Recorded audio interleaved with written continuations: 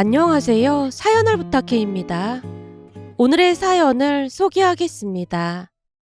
어느 날 남편이 소파에서 벌떡 일어나더니 단호한 목소리로 외쳤습니다. 정말 안 되겠다. 오늘 엄마한테 가서 사과를 받아내야겠어. 이제 지긋지긋해서 나도 못 참겠어. 도대체 말도 안 되는 이유로 당신을 힘들게 하는 게 몇 번째야. 오늘 가서 확실하게 결판 내고 올 거야. 남편의 표정은 뭔가 큰일을 낼 것 같이 단단하게 굳어 있었습니다. 순간 심장이 철렁 내려앉았는데요. 남편이 그런 표정으로 뭔가를 결심할 때면 절대 쉽게 물러서는 법이 없었거든요.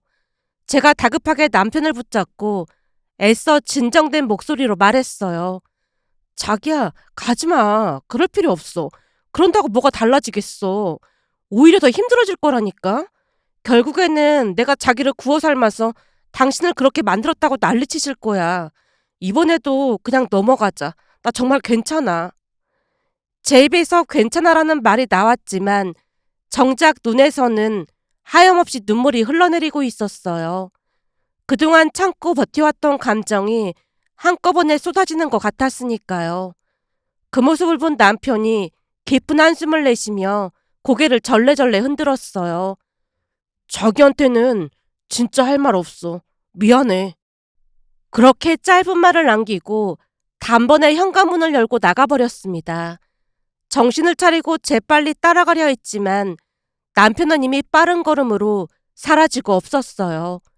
마치 단단한 벽을 마주한 듯한 기분이었다고 해야 할까요? 그날따라 무슨 일이 벌어질 것만 같았거든요. 남편이 나가고 난 뒤 소파에 앉아 불안한 마음을 애써 가라앉히려 했지만 쉽지 않았습니다. 손에 힘이 빠져 차가운 물컵을 쥐고도 마시지 못한 채 멍하니 시계를 바라보고 있었는데요. 시댁까지는 차로 30분 거리였고 침묵 속에서 다시 시계를 봤을 때는 남편이 나간 지 1시간이 다 되어가고 있었습니다. 괜찮을까? 괜히 갔다가 더 큰 싸움이 나는 건 아닐까? 걱정이 머릿속을 가득 채우고 있던 그때 침묵을 깨고 휴대폰 소리가 요란하게 울렸어요. 휴대폰 화면을 보니 남편이었습니다. 심장이 철렁 내려앉은 채 급히 전화를 받았어요. 자기야. 수화기 넘어 들려온 남편의 목소리는 평소와 달리 역시나 심각했습니다. 지수야, 내가 하는 말 잘 들어. 순간적으로 등줄기가 서늘해졌기에 떨리는 손으로 겨우 휴대폰을 들고 있었는데요. 내가 본가에 와서 보니까 아버지는 안 계시고 엄마 혼자 계시더라고. 그래서 엄마한테 너 좀 그만 괴롭히라고 대체 언제까지 이렇게 괴롭힐 거냐고 따졌거든. 남편 말에 따르면 본가에 가자마자 시어머니께 따져 물었다네요. 엄마, 내가 제명에 못 사는 걸 보고 싶어요? 제발 그만 좀 하세요. 내가 뭘 어쨌다고 난리야. 이제는 하다하다 지수 카톡 프로필 사진까지 검사하시는 거예요? 지수가 뭔 사진을 올리던 엄마가 그걸 왜 상관하냐고요. 내가 괜히 그러는 줄 알아? 내가 보니까 요즘 지수 걔가 이상하더라니까. 이상하긴 뭐가 이상하다는 거예요. 갑자기 카톡 사진을 혼자 찍은 사진으로 바꿨잖아. 그게 다 땀만 먹고 그러는 거라니까. 결혼했으면 남편이랑 찍은 사진을 올려야지. 왜 딸랑 지 혼자 있는 사진을 올려? 그게 땀만 먹고 그런 게 아니고 뭐겠어. 어른이 지적하면 네 알겠습니다 하고 넘기면 될 것을 뭘 잘했다고 토를 달고 분란을 일으키는 거야. 내가 보니까 걔가 남자들한테 꼬리치려고 그러는 거라니까. 저번에 보니까 그 회사에 남직원들이 엄청 많던데 작정하고 그런 거 아니겠어? 시어머님 입에서 차마 입에 담지도 못할 말들이 새어나왔기에 결국 남편도 참지 못한 채 미친 사람처럼 소리를 질러댄 모양이었습니다. 상황을 설명하던 남편이 잠시 말을 멈췄는데요. 긴 한숨을 내쉬고는 다시 말을 꺼냈어요. 근데 말다툼을 하다가 엄마도 이성을 잃은 것 같아. 지금 문을 박차고 나갔거든? 문을 박차고 나가셨다니. 그럼 설마 여기로 오고 계신단 말이야? 내가 바로 따라 내려갔는데 엄마가 나를 밀쳐버리고는 순식간에 차를 타고 거기로 갔어. 지금 더 큰 문제는 엄마가 내 차키까지 가지고 갔다는 거야. 당신 차키를 가지고 갔다니. 놀란 목소리로 되물었더니 남편이 기가 막힌 이야기를 꺼냈어요. 정신없이 본가에 들어가자마자 들고 있던 차키를 현관 신발장 위에 올려뒀거든. 남편 말을 들으며 저도 모르게 한숨을 내쉬고 말았는데요. 남편의 오래된 습관 중 하나가 집에 들어오면 차키를 항상 현관 입구 탁자 위에 올려놓는 거였어요. 들어보니 시어머님 성격이 워낙 예민하다 보니 물건의 위치를 정해놓고 그곳에만 놓고 사용하도록 강요했다고 했습니다. 그날 본가에서도 습관처럼 현관 신발장 위에 차키를 두고 들어갔다는데 시어머님이 집을 나서면서 고의적으로 남편 차키까지 들고 간 듯 했습니다. 그 말을 듣자마자 제 손이 떨리고 있었는데요. 남편이 힘겨운 목소리로 말을 다시 꺼냈어요. 그래서 내가 지금 택시 잡으려고 하고 있거든? 택시 잡히는 대로 금방 갈 테니까 엄마가 문 열어달라고 해도 절대 문 열어주지 마. 그리고 혹시 모르니까 현관 비밀번호도 지금 당장 바꿔. 진짜 미안해. 아무리 그래도 어머님이 문 열어달라고 하는데 어떻게 모른 척을 해. 지수야, 그냥 내가 하라는 대로 해. 남편의 말을 들으며 머릿속이 새하얘졌고 덜덜 떨리는 손으로 현관 비밀번호를 바꿨습니다. 남편이 이토록 결연한 태도를 보이는 건 처음이었거든요. 그러면서 문득 사람이 패닉 상태가 되면 머릿속에 아무것도 떠오르지 않는다는 말이 생각났는데요. 지금 돌이켜보면 그냥 밖으로 나가서 자리를 피했으면 좋았을 텐데 그때 당시에는 멘탈 붕괴 상태다 보니 이성적이지 못했던 것 같습니다. 사실 그때쯤은 시어머니라는 단어만 들어도 심장이 터질 듯 뛰다 보니 이성적인 판단이 어려울 정도였으니까요. 그렇게 시간이 흐르고 집안은 고요했는데요. 저는 숨도 제대로 쉬지 못한 채 거실 한쪽에서 가슴을 졸이고 있었습니다. 그러다 갑자기 현관문 비밀번호를 누르는 익숙한 전자음 소리가 들려왔어요. 시어머님이 현관 도어락 비번을 누르고 있는 듯 했지만 제가 번호를 바꿨다 보니 생각나는 대로 눌러대는 것 같았어요. 일반적이라면 초인종부터 누르고 난 뒤 비밀번호를 누르는 게 순서겠지만 역시나 시어머님은 도어락 비밀번호를 몇 번이고 눌러댔어요.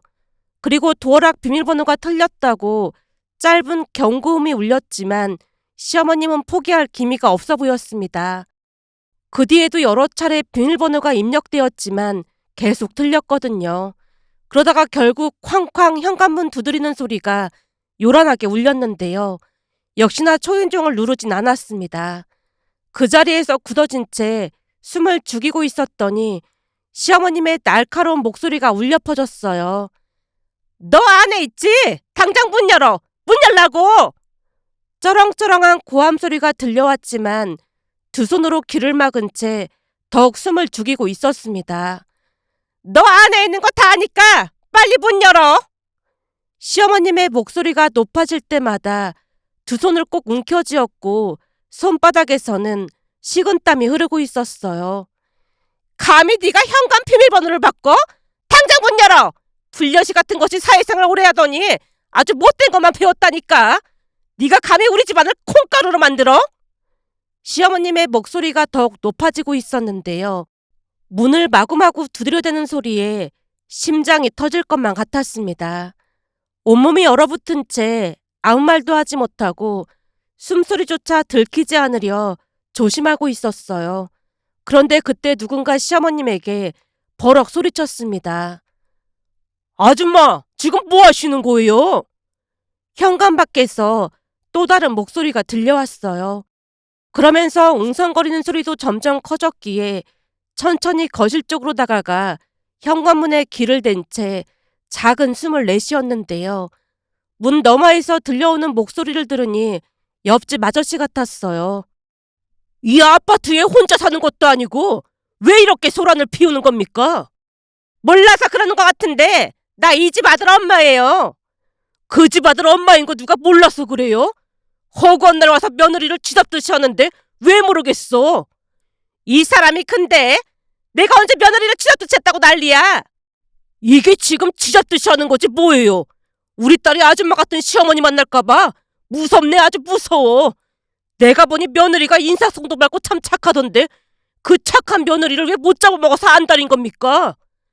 그러자 시어머님의 목소리가 다시 거칠게 울려 퍼졌습니다. 아니 내가 아저씨 집을 두드리는 것도 아니고 우리 아들 집 문 두드리는 건데 뭔 상관이요?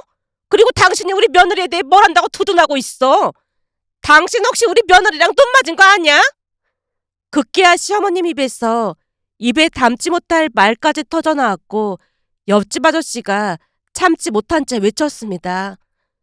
도저히 안 되겠네. 지금 경비 아저씨 부를 테니까 그런 줄 아세요. 옆집 아저씨가 문을 닫고 들어가는 와중에도 시어머님의 목소리가 울려 퍼졌습니다. 야! 김지수! 너 안에 있잖아! 냉큼 문 열지 못해? 또다시 문을 쾅쾅 두드리는 소리가 들려왔는데요. 그렇게 문을 두드리는 소리가 계속되던 그때 익숙한 남편의 목소리가 들렸어요. 엄마, 대체 여기서 뭐 하시는 거예요? 진짜 왜 이러는 거예요? 밖에서는 남편의 고함 소리와 함께 웅성거리던 이웃들의 소리가 잦아들고 있었습니다. 왜 이래? 나 안 갈 거야! 시어머님의 목소리가 여전히 날카롭게 울려 퍼졌어요. 김지수! 너 못 나와? 오늘은 내가 너 버르장머리를 고치기 전에 절대 안 갈 참이야! 그 순간 밖에서 몸싸움이라도 벌어진 듯한 소리가 들려왔는데요. 남편이 강하게 저지하는 것 같았습니다. 엄마! 그만 좀 하세요. 제발 좀 가시라고요. 엄마가 자꾸 이러면 아버지한테 병원 치료 얘기 꺼낼 수밖에 없어요. 그니까 그만 좀 하세요. 남편의 숨가쁜 목소리와 함께 시어머님의 목소리가 점점 멀어졌습니다. 놔! 놓으라고! 아직 할 말 남았다니까! 이거 놔! 그 소리는 엘리베이터 안으로 빨려 들어가는 듯했고 곧 엘리베이터 문이 닫히는 소리가 들려왔어요. 모든 게 멈춘 듯 현관 밖은 순식간에 고요해졌습니다. 그제서야 깊은 숨을 들이쉬었는데요. 한순간에 긴장이 풀리며 다리에 힘이 빠져서 소파에 털썩 주저앉았습니다. 그런데 뜨거운 무엇인가가 눈가를 타고 흘러내리고 있었고 멈추려 해도 멈춰지지 않았어요. 그러면서 목이 메이고 가슴이 저려왔다고 해야 할까요? 그동안 참아왔던 감정이 한꺼번에 쏟아져 내리는 것 같았습니다. 결국 두 손으로 얼굴을 감싸고 소리 없이 흐느꼈어요. 대체 내가 왜 이렇게 살아야 하지? 그 생각이 머릿속을 스치고 지나갔습니다. 그리고 곧이어 작년에 돌아가신 엄마의 얼굴이 떠올랐는데요. 엄마가 계셨다면 나한테 뭐라고 했을까라는 생각까지 더해져서 가슴이 더 저려왔어요. 한숨을 길게 내쉬며 창밖을 바라봤는데요. 그 일은 퇴근길 지하철에서 시어머님의 전화를 받으며 시작이 되었습니다. 휴대폰 화면에 찍힌 이름을 보고 짧은 망설임 끝에 통화 버튼을 눌렀고 곧 시어머님의 의심 가득한 목소리가 들려왔어요. 지순이, 너 카톡 사진 말이다. 그거 갑자기 왜 바꾼 거니? 예상치 못한 질문에 잠시 멍해졌다가 이내 조용히 답했어요. 아, 그거요? 이제 결혼한 지도 1년이 넘었고 계속 웨딩 사진을 올려주는 것도 좀 이상해서요. 근데 그건 왜 물어보시는 거예요? 그때까지는 그냥 평범한 대화라고 생각했는데 시어머님의 다음 말이 뜻밖이었습니다. 우리 이용호랑 찍은 사진으로 당장 바꿔라. 유부녀가 말이야. 너 혼자 있는 독사진을 올려두는 게 말이나 되는 소리야? 설마 결혼하는 처녀 행사하려고 그러는 거니? 그 말에 심장이 덜컥 내려앉았는데요. 그때까지도 시어머님이 무슨 의도로 그런 말을 하는 것인지 납득이 가지 않았거든요. 결국 제 목소리가 조금 날카로워졌어요. 어머님, 그게 무슨 말씀이세요? 무슨 말이긴 뭐가 무슨 말이야. 결혼식 날 보니까 너네 회사에 남직원들이 엄청 많길래 우리 아들이 걱정돼서 하는 소리지. 그러니까 카톡 사진 당장 결혼 사진으로 바꿔라. 그럼 설마 제가 바람이라도 피울까봐 사진을 바꾸라는 거예요? 너도 나중에 애 낳아서 키워봐. 하루하루가 바늘방석이지. 그러니까 이번 참에 결혼식 날 같이 찍은 가족 사진으로 하는 건 어떻겠니? 사진은 제가 알아서 하겠습니다. 너 지금 내 말 무시하는 거니? 시어머님의 목소리가 단번에 높아졌습니다. 무시하는 게 아니라 그런 부분까지 상관하는 건 아닌 것 같아서 잘못했다고 말씀드리는 겁니다. 어른한테 그게 무슨 말버릇이니?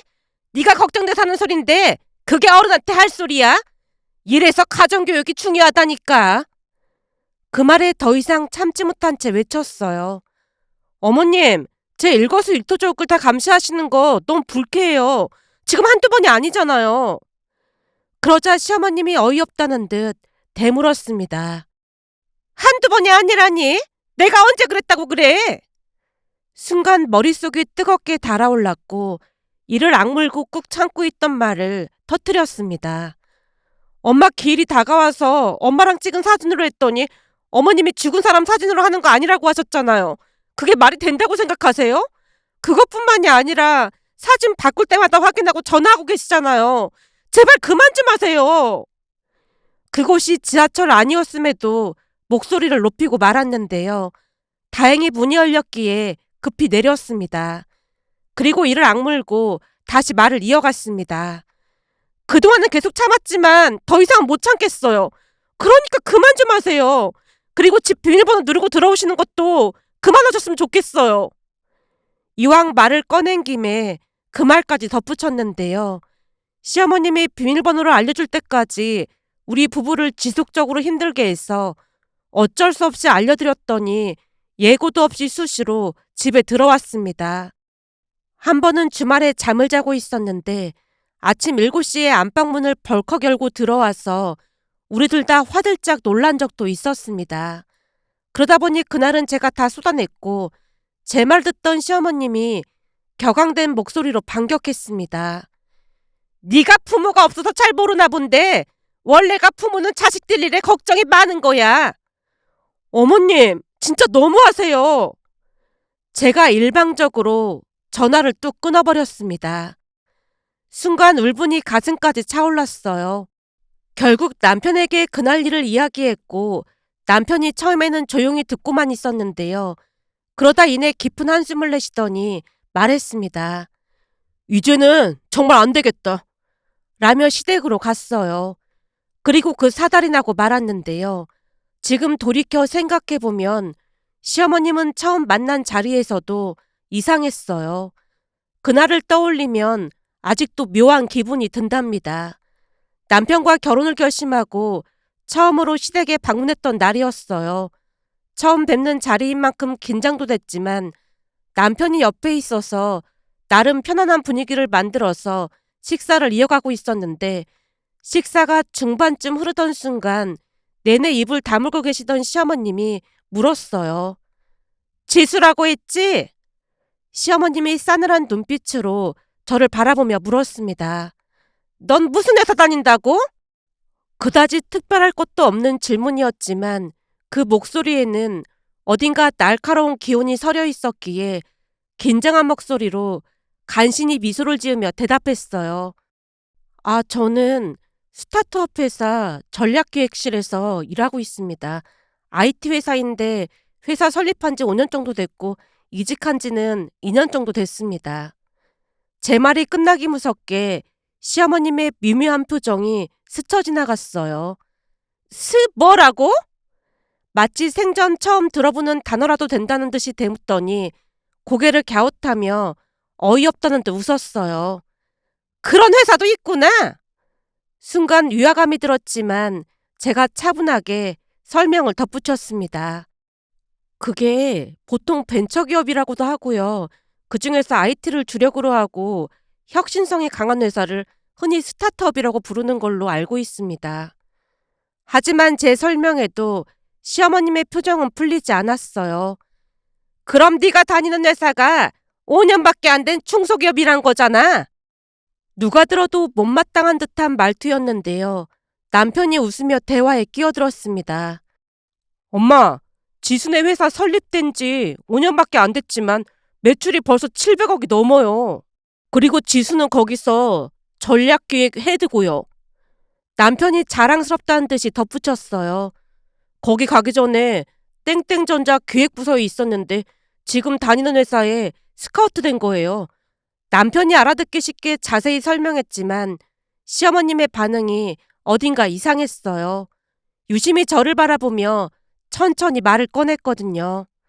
그러니까 그 회사 들어간 지 2년밖에 안 됐다는 거지? 네, 맞습니다.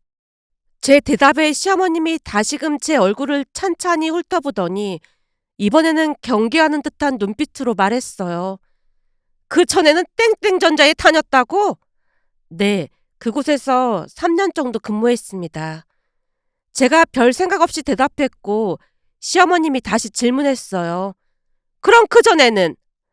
마치 끝까지 캐묻겠다는 듯한 말투였습니다. 아, 그전에는 다른 회사에 다녔어요. 또다시 가볍게 넘기듯 대답했지만 그 순간 시어머님의 눈빛이 더 날카로워진 채 팔짱을 끼고 저를 빤히 바라보며 한마디 툭 던졌어요. 아니, 그럼 그 나이에 벌써 3번째 직장이란 말이야? 그 말투에는 분명한 불만이 묻어 있었기에 순간 멈칫했는데요. 얘, 너 변덕이 좀 심한 거 아니니? 결혼해서도 용호한테 변덕 부리고 마음 편해서 이혼한다고 할까봐 염려스럽구나. 그 말에 머릿속이 멍해졌는데요. 이직과 이혼을 같은 선상에 놓고 비교하는 발상 자체가 참으로 아이러니했으니까요. 제가 어이없다는 듯 시어머님을 바라보자 남편이 제 눈치를 살피더니 한숨을 내쉬며 말했어요. 우리 엄마가 평생 가정주부로 살아서 세상 물정을 몰라도 너무 모르시네. 남편의 목소리에는 짜증이 잔뜩 묻어 있었습니다. 순간 남편의 손을 잡아 말릴까 고민했지만 남편은 이미 내뱉은 말을 끝까지 해야겠다는 듯 시어머님을 똑바로 바라보며 말을 이어갔어요. 요즘 시대는 한 회사에 입사해서 정년까지 다니는 그런 시대가 아니에요. 커리어 쌓아서 이직 잘하는 것도 능력이에요, 능력. 그 말에 시어머님의 표정이 점점 굳어졌지만 시아버님은 남편의 말이 맞다는 듯 고개를 끄덕였습니다. 그 와중에 남편이 아랑곳하지 않고 말을 덧붙였어요. 이직할 때마다 연봉이 최소 1,000만 원씩은 더 오르는데 사실 따지고 보면 지수가 저보다 더 잘 나가거든요.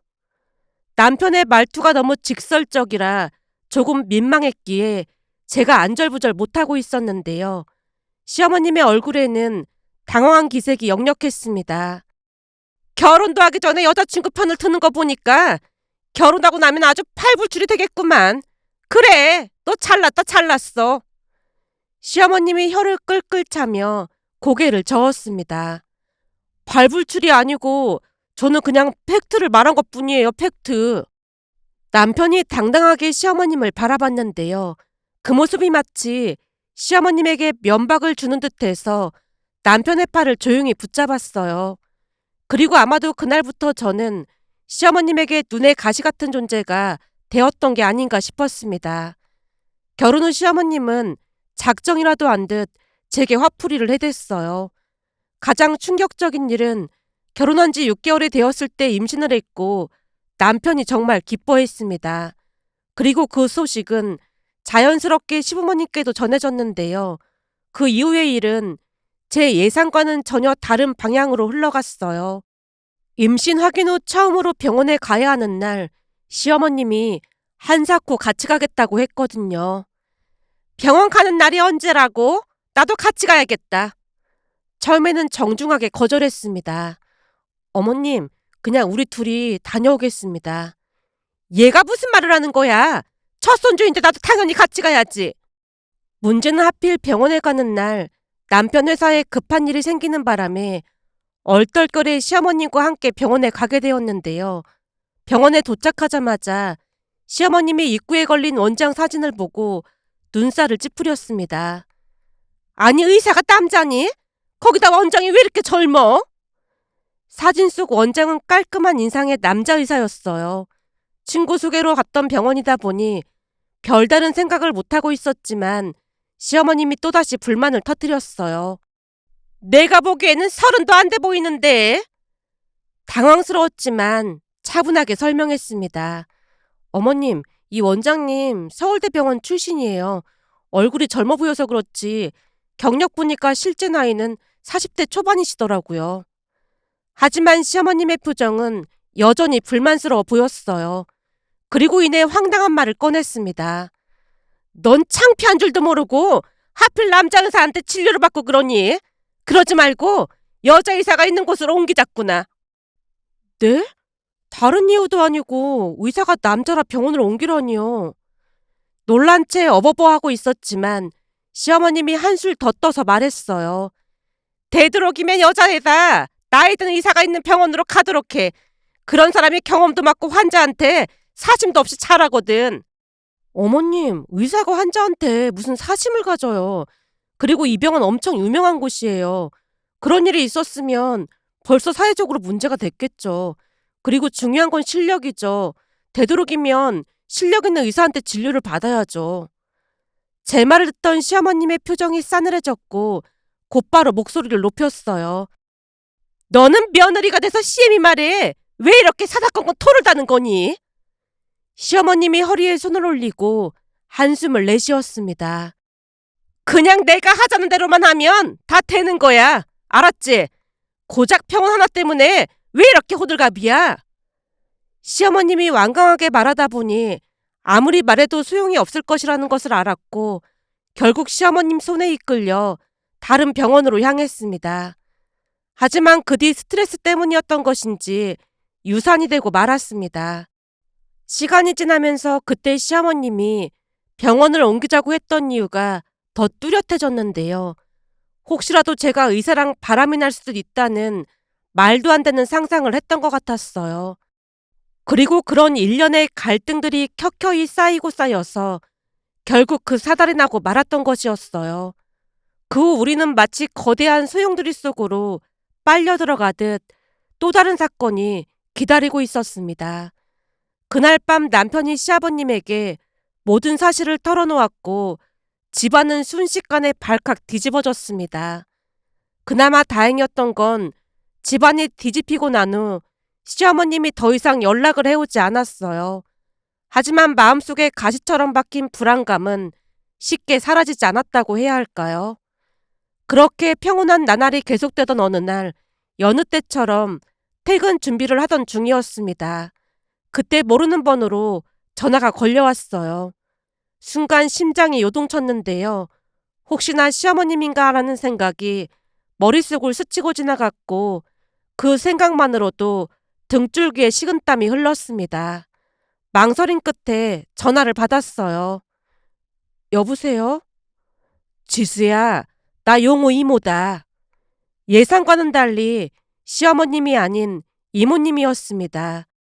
설마 시어머님이 이모님한테 전화를 시킨 건가 하는 생각에 가슴이 다시 빠르게 뛰기 시작했어요. 미안한데 퇴근 후에 잠깐 볼 수 있을까? 순간적으로 거절하고 싶은 마음이 가득했기에 어렵게 입을 뗐어요. 이모님, 죄송한데 제가 요즘 너무 스트레스를 받아서 어머님과는 만나고 싶지 않습니다. 그러자 이모님이 한숨을 쉬며 조용히 말했습니다. 네 마음 이해한다. 그렇잖아도 네 시아버지, 그러니까 제부한테 자초지종을 다 들었거든. 근데 오늘은 내 동생이랑 같이 만나자는 게 아니야. 우리 둘이 만나자는 거니까 오해는 하지 마렴. 내 동생은 지금 만날 수 있는 상황이 아니거든. 그러니까 안심해도 돼. 그때 당시에는 그 말이 무슨 의미인지 단번에 이해하지 못했고 시어머님이 나오지 않는다는 말에 그날 저녁 만나기로 한 약속 장소로 향했습니다. 이모님이 이미 창가 자리에 앉아 계셨는데요. 저를 보자마자 피곤한 미소를 지으셨어요. 왔니? 어서 앉아라. 제가 조심스럽게 자리에 앉자 이모님이 한숨을 쉬며 테이블을 톡톡 두드리더니 미리 정해둔 듯한 말을 건넸습니다. 제부한테 들어보니까 지수가 회를 좋아한다고 해서 여기로 정했는데 괜찮지? 예상치 못한 말에 순간 당황했지만 가볍게 고개를 끄덕였어요. 아, 네, 감사합니다. 회는 내가 이미 시켜놨으니까 우선 얘기부터 할까? 혹시 술도 좀 마시니? 많이는 아니지만 조금은 마십니다.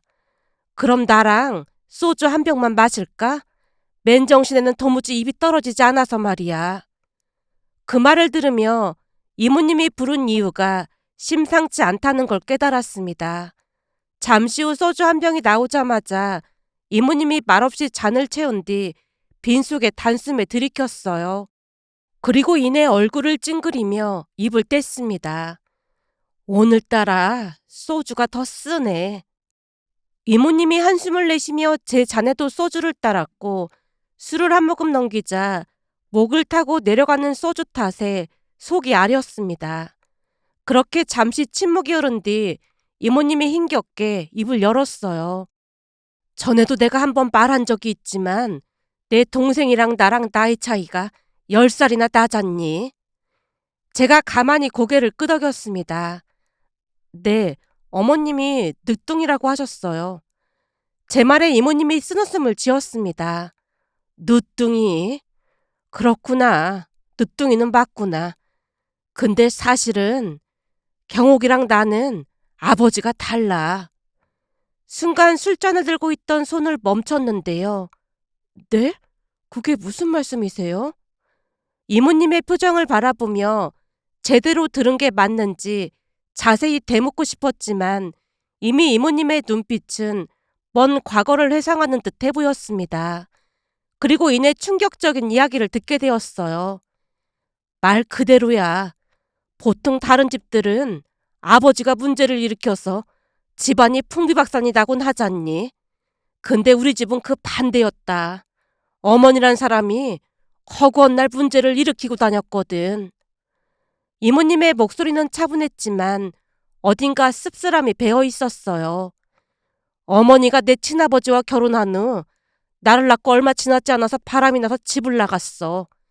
그러다가 이 남자 저 남자 만나고 다니다가 내 동생이 태어난 거지. 제가 말없이 이모님을 바라봤지만 차마 입을 뗄 수가 없었어요.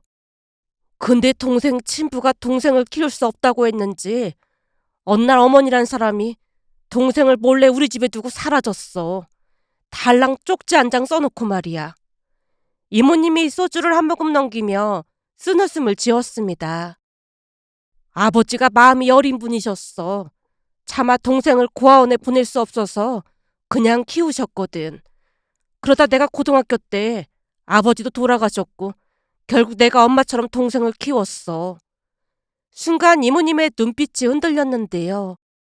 하지만 아무래도 내가 키우다 보니 동생이 결핍이 많았을 거야. 특히 집안 형편이 어려웠던 만큼 고생한 거 생각하면 말로 다 못할 정도였어.